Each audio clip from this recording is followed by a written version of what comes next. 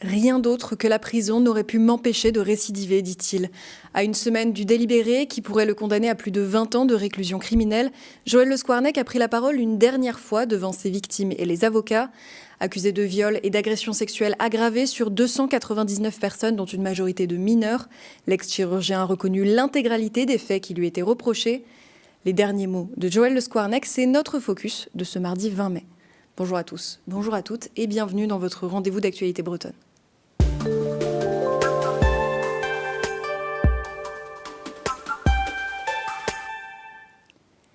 Ce mardi, l'ex-chirurgien Joël Le Squarnec était entendu pour une dernière fois à l'issue de 3 mois d'un procès hors norme pour des centaines de viols et d'agressions sexuelles. France-Marie Notmas, tu étais présente à l'audience à Vannes. Que faut-il retenir de la dernière prise de parole de Joël Le Squarnec ? Je n'ai pas été indifférent à leur souffrance. Voilà les tout derniers mots de Joël Le Squarnec prononcés ce mardi en fin de matinée. Durant son interrogatoire récapitulatif, l'accusé a fait le bilan de ces 3 mois d'audience. D'une voix lente, grave et presque inaudible, l'ex-chirurgien a sans cesse réaffirmé sa culpabilité. Il a notamment déclaré se sentir responsable de la mort de 2 de ses victimes. Une assesseuse lui a demandé ce qui aurait pu l'empêcher de continuer à agresser pendant toutes ces années. Joël Le Squarnec a alors répondu rien à part la prison. Rien ne m'a empêché de continuer, ni ma sœur, ni ma condamnation en 2005, car j'ai été trop imprégné par ses pulsions. Il a ensuite affirmé qu'à sa sortie de prison, il ne côtoierait plus d'enfants. Sa peine sera prononcée dans 8 jours, désormais, soit mercredi prochain. Hier, le collectif des victimes de Joël Le Squarnec a dénoncé le silence de la classe politique face à l'affaire. En réponse, la députée écologiste Sandrine Rousseau s'est rendue à l'audience ce matin pour assurer les parties civiles de son soutien et celui de l'Assemblée nationale. On l'écoute au micro de France-Marie Notmas.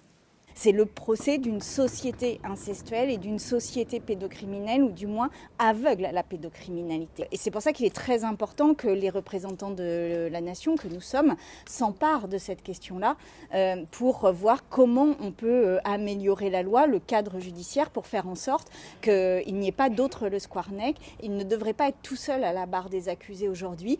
La directrice de l'hôpital de Jonzac devrait y être, comme tous les professionnels qui n'ont pas dénoncé et qui ont été au courant de manière directe ou indirecte de ce qu'il a fait. Si on veut arrêter l'impunité, si on veut lutter véritablement contre l'impunité, il va falloir vraiment s'attacher à ces questions de complicité ou de silence vis-à-vis de ces violences. Et donc pour cela, peut-être qu'il va falloir une proposition de loi mettant fin au confort de la non-dénonciation.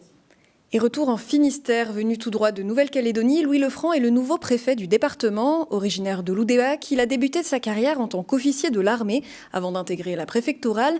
Il se préoccupe de l'environnement et de l'accompagnement des filières pêche et agriculture, mais sa priorité reste la sécurité et la lutte contre le narcotrafic. On l'écoute au micro de Christophe Boucher. Vous connaissez toutes les agglomérations du Finistère. Je crains malheureusement qu'il n'y en ait pas une qui échappe au problème de trafic de produits stupéfiants. Derrière, ça veut dire qu'il y a des réseaux, mais il y a aussi une précarité qui concerne bien évidemment la jeunesse qui se livre à ces trafics, qui prend des risques, qui s'expose et qui met en insécurité les populations riveraines. Donc c'est une priorité. Il y a cela, il y a également des atteintes aux biens, des vols dont il m'a été signalé qu'ils étaient importants, des agressions volontaires contre l'intégrité physique des personnes, donc des violences intrafamiliales en particulier.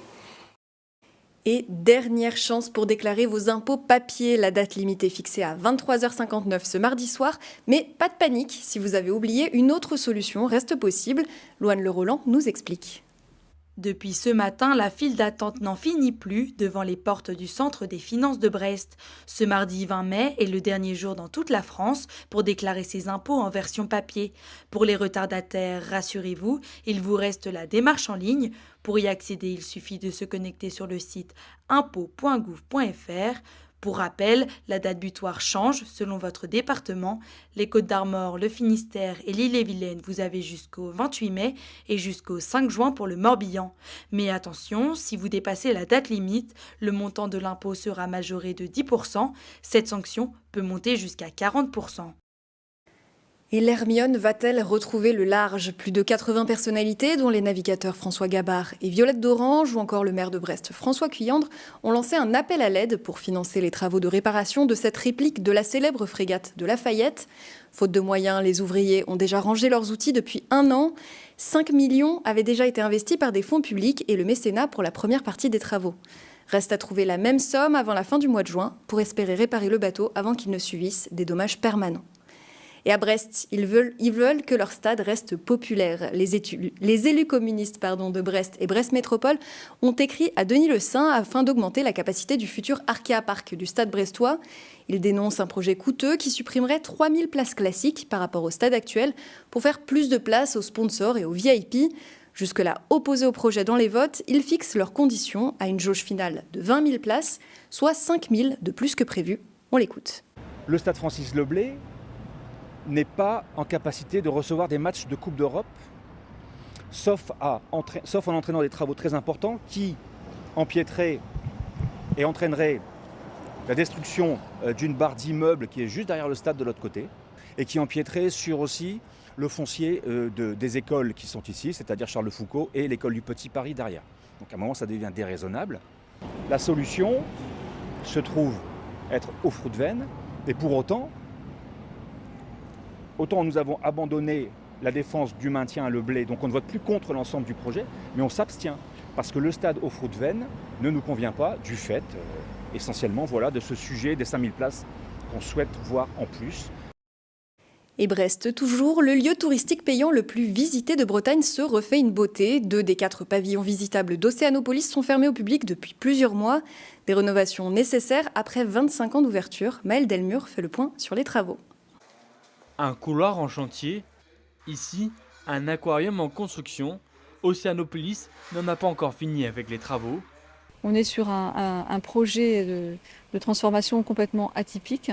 Et on se rend compte en avançant qu'il nous faudra un petit peu plus de temps pour aller au bout de ce projet, parce qu'on fait face à des aléas techniques à l'échelle de ce lieu qui est complètement atypique et de ce chantier qui est hors norme. Et donc c'est une ouverture qui s'annonce pour le 2e trimestre de l'année 2026, pour nous laisser le temps, une fois de plus, de faire les choses dans les règles de l'art, de les faire bien et pour qu'elles soient durables. Un chantier hors norme de 35 millions d'euros, financé en grande partie par la ville de Brest, dont le coût du spectacle est cette mâchoire de mégalodon à taille réelle. Donc nous avons choisi d'avoir une approche de mettre l'objet en valeur, la maquette, le spécimen naturalisé dans nos circuits de visite, de façon à faire susciter l'émerveillement, la curiosité aussi de nos visiteurs. On garde évidemment les aquariums, mais on renforce la présentation muséographique avec une approche plus muséale qu'avant, avec plus d'objets, de façon à interpeller en permanence tout au long du circuit de visite nos visiteurs. Même si une partie du site est en chantier, l'aquarium reste ouvert au grand public. Il a seulement 16 ans et il vient de monter les marches du Festival de Cannes. Christine Billon tient le rôle principal du film Oli d'Antoine Besse. Arrivé dans le cinéma grâce au skate, il garde les pieds sur terre. Pauline Le Dioris est allée à sa rencontre chez lui à Guidel. C'est pas mal d'émotions et ça me fait vraiment plaisir de vivre cette expérience parce qu'il y a plein de gens qui m'en parlent. « Oh, c'est trop génial, tu vas monter les marches à Cannes et tout ». Alors, je m'appelle Christine Billon, j'ai 16 ans et j'habite en Bretagne à Guidel. Oli, c'est l'histoire d'un homme qui s'appelle Bertrand et d'un enfant qui s'appelle Pierre. Et en fait, ils ont tous les deux leurs petits problèmes familiaux. Et donc, ils vont vraiment s'entraider dans la vie et mettre leurs problèmes de côté ensemble. En fait, Antoine, le réalisateur, il a commencé le skate à la campagne. Et donc, en fait, le film, ça parle vraiment de la complexité de pratiquer le skate à la campagne. Moi, j'adore le skate et c'est pour ça que j'ai été sélectionnée pour faire ce film. En fait, c'est quasiment toute ma vie, j'adore ça. J'ai fait pas mal de compétitions en skate. J'ai gagné les championnats de France en 2023, donc c'était en bol. Et j'ai fait 3e au street en 2023 aussi. Du coup, demain, je vais monter les marches à Cannes. C'est pas mal d'émotions et donc, moi, je sais pas trop ce que ça va donner, mais je pense que ça va être bien. Le film Oli est disponible en salle dès ce mercredi 21 mai. Et ils veulent sauver, près de Rennes, les animaux des forêts. Chaque année, de nombreux faons sont tués par accident pendant le fauchage des champs. Souvent initiés par des groupes de chasseurs, des opérations de terrain visent à les protéger. Dans le département, une association a vu le jour près de Gonnet. Émilien Bernard de TV Rennes les a suivis. 8 h du matin, la petite équipe est sur le pont. Tandis que certains se préparent en s'imprégnant d'herbe pour couvrir leurs odeurs, Arnaud déploie son drone. Allez, c'est parti. Alors, le drone a une caméra thermique et c'est ça qui détecte la chaleur des faons dans les foins bien cachés. Il n'y a que comme ça qu'on peut les retrouver. Puis il guide l'équipe de terrain qui bientôt tombe sur un premier faon. Il est là, il est ici. Recroquevillé sur lui-même, l'animal a été installé ici par sa mère à l'abri des prédateurs. Mais il en est un autre qu'il faut éviter, l'engin agricole qui viendra faucher le champ dans quelques heures. C'est pour éviter les accidents nombreux qu'Arnaud a eu l'idée de s'équiper. Un agriculteur en 2023 qui a eu le malheur de passer en moins d'une demi-heure 4 faons dans la faucheuse. Il était complètement attristé, donc il nous a demandé de trouver une solution. Le drone a un coût. J'avais une voiture de collection à la maison qui ne servait pas beaucoup, donc on a pris la décision de la vendre pour acheter un drone. Un peu plus loin, un second faon plus vif s'échappe. Il faut alors le poursuivre et le réinstaller sous une caisse signalée par un drapeau. L'agriculteur n'a plus qu'à contourner les animaux que la mère viendra récupérer au même endroit. Un soulagement. C'est arrivé souvent qu'on les passe dans les machines, donc ça c'est pas agréable du tout. Donc c'est bien de sauver les petits faons. Une technique éprouvée par l'association qui voudrait multiplier ses actions. Un drone c'est 6 000 €, après il faut acheter des piles, il faut des gens qui ont du cœur pour nous aider, pour donner des mécènes, pour donner un petit peu d'argent. La période de mise bas s'étend entre mai et juin. Chaque sortie de l'association permet de sauver jusqu'à 4 faons. Cette édition touche à sa fin. Merci à toutes et à tous de l'avoir suivi. L'actualité continue évidemment sur TBO et le telegram.fr. On vous donne rendez-vous demain à la même heure pour plus d'actualités. D'ici là, bonne soirée.